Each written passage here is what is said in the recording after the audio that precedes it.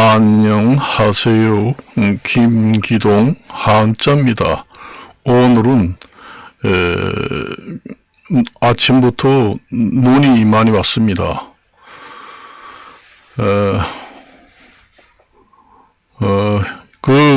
겨울에는 또 겨울답게 춥고 눈이 많이 오고 그래야 이제 내년에 농사도 잘 된다. 그렇게 이제 옛날 그 어르신들이 그렇게 말씀을 했습니다. 그래서 올해도 내년에도 농사가 잘 됐으면 하는 생각이 들어요.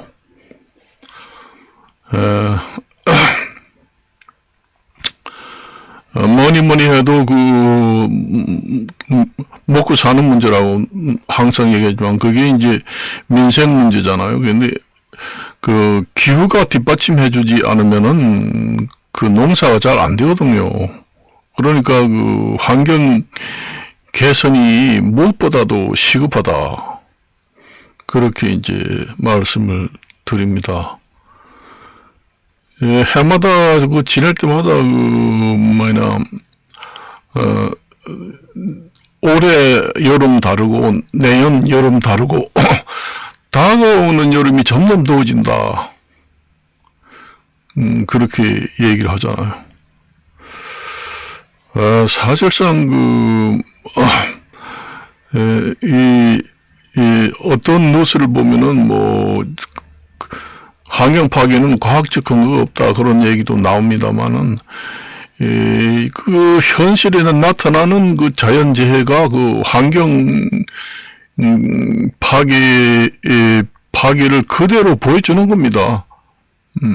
바다 오염 그다음에 그렇게 되고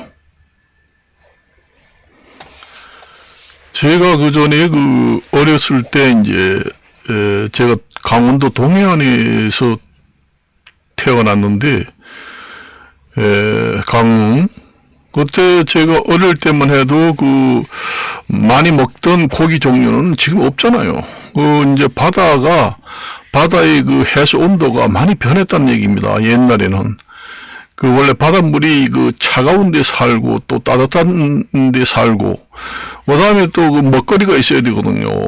바다에 그러니까 전에 제가 1960년대에 살 때만 해도 강원도에 가면은 도루묵, 양미리, 그다음에 오징어, 양미리, 명태, 도루묵, 오징어 이런 것이 그냥 완전히 동해안의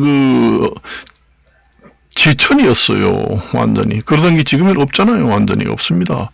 도루묵이도 축제를 못 하잖아요. 그리고 명태 축제도 옛날에는 이제 거진항 그쪽에서 이제 많이 했는데 못 합니다. 그리고 이제 명태라든가 도루묵, 그다음에 양미리 이런 걸 인공적으로 부화를 해서 이제 바다에다가 방류를 해가지고 다시 커서 동해안으로 돌아오너라 안 된답니다. 그전에는 인공 부화를 해서 방류 사업을 하지 않아도 아주 차고 넘쳐났죠. 오징어, 그다음에 양미리, 도루묵, 명태, 지천입니다. 그리고 오염이 안 됐죠. 그때만 해도 원자력 발전소도 그 당시는 있었는지 없었는지 모르지만 내가 보기에는 원자력 발전소도 1950년대 60년대 초는 별로 없다고 봅니다. 그러니까 바다가 오염될 일도 없잖아요. 그리고 인구라는 게 그 당시만 해도 한 20억 30억 밖에 안 되거든요. 그때 제가 어려서 정확하게는 모르지만은 인구도 아마 20억 30억 정도 되지 않을까 그런 생각을 한번 해봅니다. 그러니 나빠질 이유가 없죠. 그러니까 그리고 해산물도 지금보다도 더 맛이 있습니다. 물론 환경이 깨끗하니까 맛있겠지만, 그때만 해도 살기 어려우니까 고기를 잘 못 먹으니까, 바닷물 고기라도 오랜만에 먹으니까 맛있겠지요. 그때만 해도 어려웠습니다. 저 1950년대, 1953년도잖아요. 1953년도에 이제 전쟁이 끝났잖아요. 7월 27일 날. 그러니까 6.25 끝나고 1960년대 초는 완전히 전쟁 때문에 폐허가 됐잖아요. 그러니까 살기 어렵죠. 그 때문에 해도. 그러니까 서울에는 완전히 촌이지요. 제가 이제 서울에도 그린벨트라든가 개발 제한구역, 녹지대를 제 생각에는 그대로 놔둬야 됩니다. 그거 이제 주택이 부족하다고 해서 서울에 그린벨트를 해제해가지고, 거기다가 집을 지어가지고, 주택 모자라는 걸 공급을 해준다. 해도, 그게 주택 공급으로 해결 안 됩니다. 얼마 됩니까, 그게? 괜히 녹지대만 없애버리는 꼴이 돼요. 그 전에 내가 뉴스를 보니까, 녹지대가 1%가 없어지면, 주택에서 부근에 사는 사람들은 수명이 단축된다. 그래서 녹지대가 지금 내가 보기에는 서울에도 그린벨트라든가 개발제한구역, 녹지대도 부족하다. 그보다 은밀 배로 많아야 된다. 그전에도 그린벨트를 해제해가지고 주택 공급을 몇 번 했잖아요. 저도 기억이 납니다. 그런데 지금 서울의 주택 공급이 완전히 해결됐습니까? 안 됩니다. 괜히 거기, 집중화가 돼가지고 더 복잡해지기만 하고, 돈 있는 사람들의 돈놀이 장수만 되는 것이지, 해결이 안 된다. 그래서 녹지대는 내가 보기에는 지금 부족한 상태고,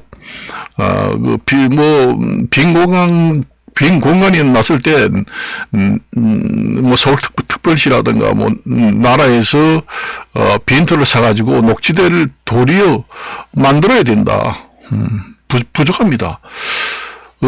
쾌적한 주거 환경이라는 것은 녹지대가 한 10% 정도, 20% 정도, 10% 내지 20% 정도 돼야 됩니다. 그렇게 되면은 장수 효과가 나타난다. 장수 효과가 나타난다는 것은 질병이 그마침 덜 생긴다는 얘기죠.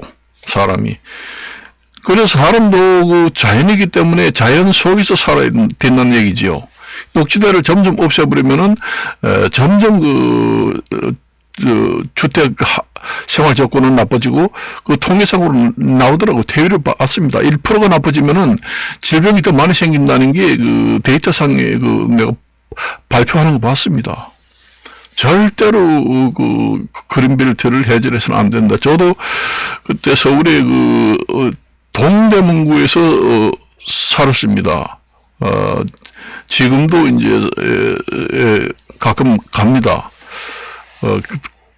거기에 이제 출퇴근하기 때문에 거기에서 이제 삼육대학교 군사관학교 그쪽으로 나오다 보면은 녹지대가 꽤 많거든요. 그런 데를 녹지대를 자꾸 없애버리면은 너무 삭막한 도시가 된다.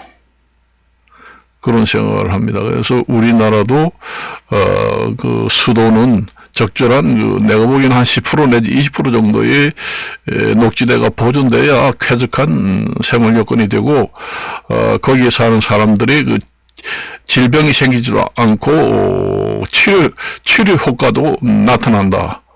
거기에서 개발 전 녹지대를 그린벨트를 해제해서 주택 공급을 한다고 해도 해결이 안 됩니다.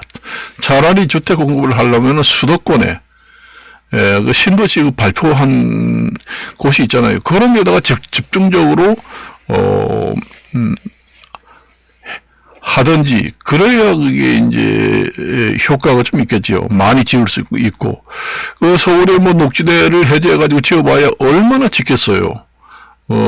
수도권 경기도 수도권에 있는 신도시 개발하는데 이런 데 집중적으로 많이 개발을 해야 많은 주택 공급이 된다. 우리나라가 주택 공급이 부족해가지고 집값이 오르는 게 아닙니다. 그래서 서울이 가장 집값이 많이 오른 것은 사람들이 인기 있는 지역에 투자를 살라고 하는 게 아니라 돈벌이를 하려고 투자를 하려고 거기 우리나라 국민들이 모이니까 거기가 비싸지는 겁니다. 살라고 하는 게 아니라. 그래요. 그래서 주택난은 수도권에 확장을 해가지고 서울특별시를 확장을 해가지고 그린벨트를 해가지고 주택이 부족하니까 집값이 오른다.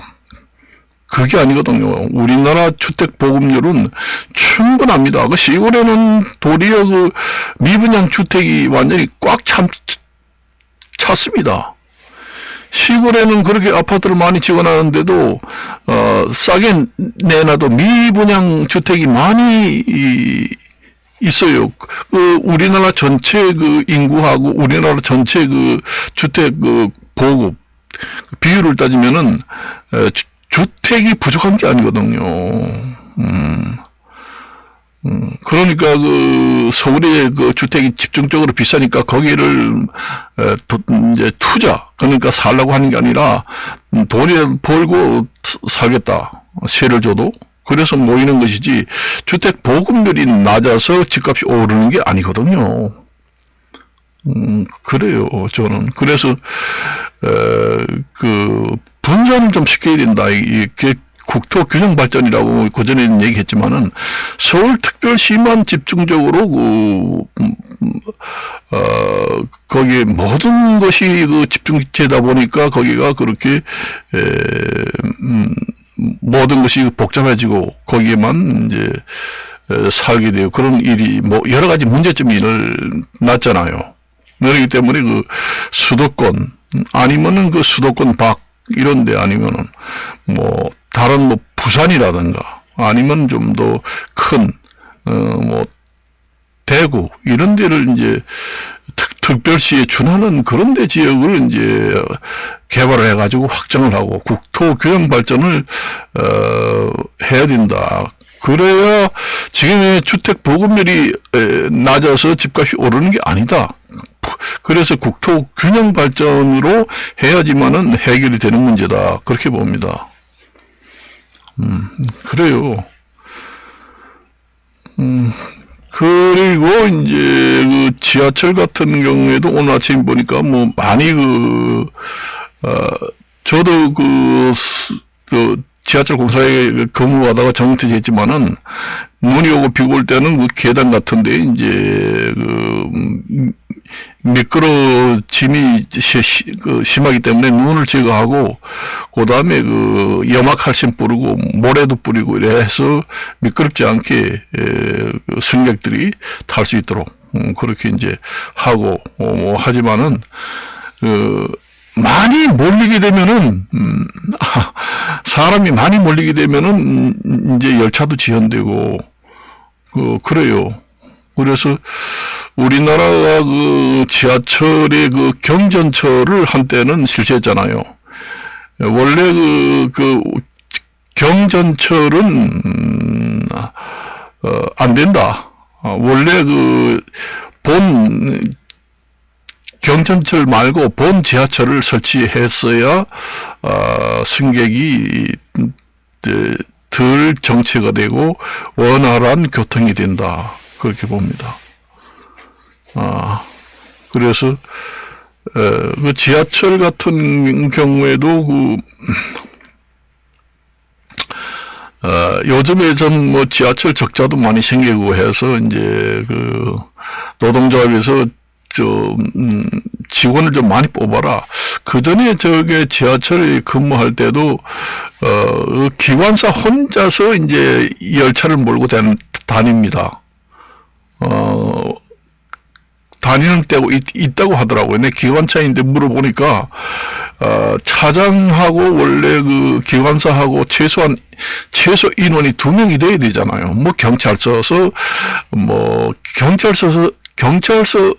경찰서도 근무할 때는 2명 이상이 같이 해라. 그렇게 되어 있잖아요. 그런데 그 심양 그 큰 열차를 기관사 혼자서, 모는 경우도 있다. 차장이 뭐 갑자기 무슨 일이 생겨가지고. 인원 축소를 해가지고 그 큰 차를,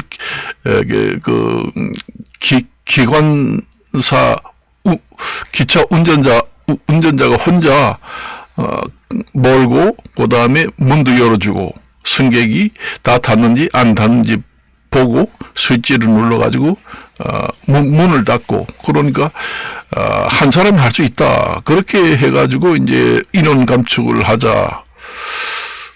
그게 이제 안전 문제하고 이제 관련이 되지요, 사실상. 그 기관사도 사람인데, 거기서 앉아서 운전하다 보면은 배가 아플 수도 있고, 무슨 일이 생길 수도 있잖아요, 사람인데. 그런데 최소한 2명은 타야 됩니다. 제가 보기에는, 3명까지는 스페어 인원까지 해가지고, 3명 정도는 돼야 한다. 열차도 그렇지만은, 역전에도, 지하철역도 이 사람이 없습니다. 제가 옛날에 근무할 때는 뭐 큰 적은 아니고, 조그마한 모통역 같은 경우에는, 야간에 근무할 때는 3명, 4명이 근무해요. 요즘에는 그 역무 자동화가 돼가지고, 한 사람이 옛날에는 제가 지하철 처음에 들어올 때는, 1호선이 개통될 때, 1975년도인가, 대통령이 됐잖아요, 그때가. 청량리에서 서울역까지. 그게 개통될 때만 해도, 사람이 많았죠, 그때는. 그 지하철역에 뭐 10명, 20명, 30명씩 근무했습니다. 전부 다 사람이 하니까. 요즘에 역무 자동화가 돼가지고 기계가 다 해주고 카드가 다 해주고, 그러니까. 옛날에는 사람이 그 일을 다 했습니다. 그러니까 사람을 많이 쓸 수밖에 없지요, 그때는. 그러니 요즘에 기계가, 역무 자동화가 돼가지고 기계가 다 한다고 그래가지고 사람을 너무, 인원을 하게 되면은 그 안전에 문제가 생길 수도 있겠죠. 그래서 거기서는 증원을 해다와 또 봉급을 올려다와 뭐 지하철, 철도청 다 그렇게 하잖아요. 사실상 봉급 같은 것도 올려주기가 힘들죠. 요즘에 경제가 안 좋으니까. 나라 사정도 그렇고. 월급쟁이, 월급쟁이도 그렇지만은 우리나라 국민 전체가 지금, 사실상, 어렵습니다. 월급쟁이들만 봉급 달라고 요구할 것이 아니라, 지금의 전체적으로 불경기이기 때문에 국민들이 다 어려워요.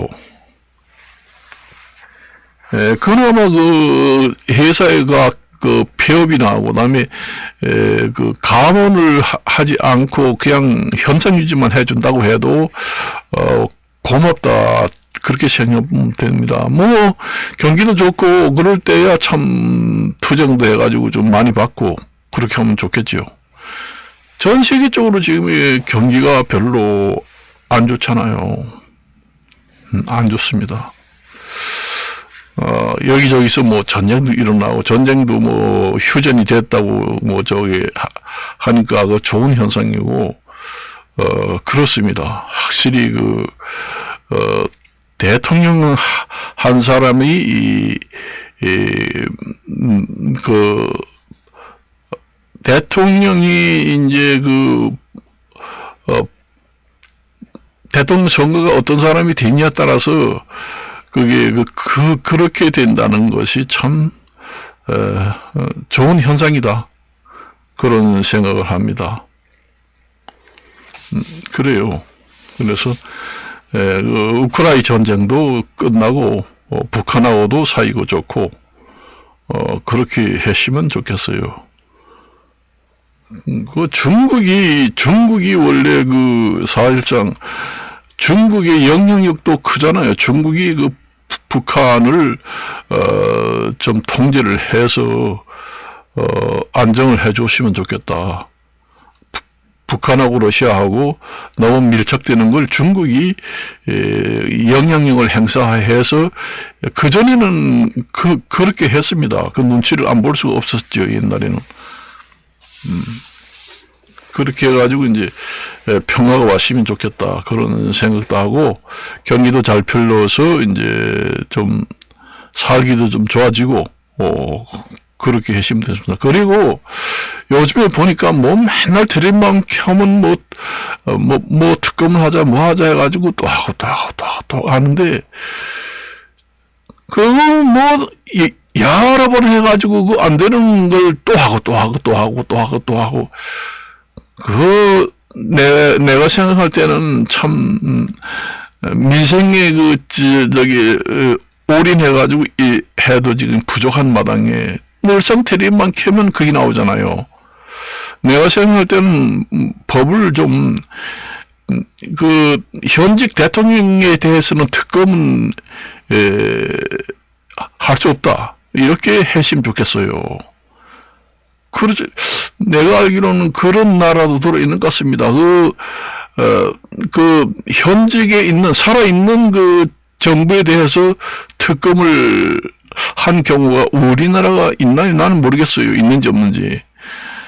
저 대통령도 정치를 하는데도 골치 아프잖아요. 그래서 퇴직한 후에 특검을 발의해가지고 조사를 하고, 그렇게 하도록 하고, 현직에 지금의 대통령을 하고 있을 때는 특검도 할 수 없고, 서로 그렇게 해놓으면은, 국민들도 한테도 편할 것 같아요. 맨날 틀만 캐면은 특검을 또, 빠꾸를 당했으니까, 또 해야 되겠다. 또 해야 되겠다. 그렇잖아요. 맨날 텔만 캐면은 그 얘기밖에 안 나옵니다. 그 얘기밖에 안 나와요. 그러니까,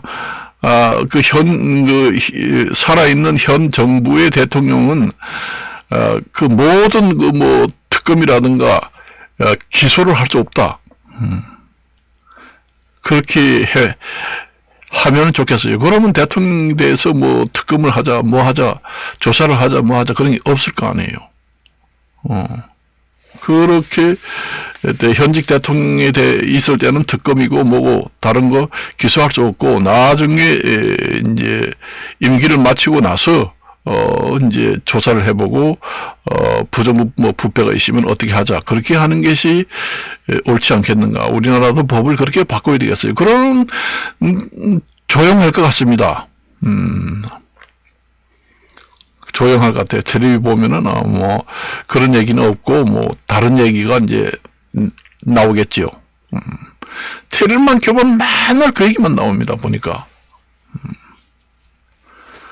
저만 그런 게 아니라 너무 그런 것만 나오니까 정말 실증이 날 정도죠. 그래요. 그래서 좀 우리나라도 내가 알기로는 지금의 법이 그렇게 안 돼 있어도 살아있는 정권에 대해서 특검이라든가 이런 거 해가지고 조사를 하고 하고 그렇게 한 적은 별로 없는 것 같아요. 그렇습니다. 되지도 않을 걸 갖다가 계속 한다. 그렇습니다. 제 생각에는 그렇게 했으면 좋겠어요. 그래서 이것으로 마칠까 합니다. 안녕히 계십시오.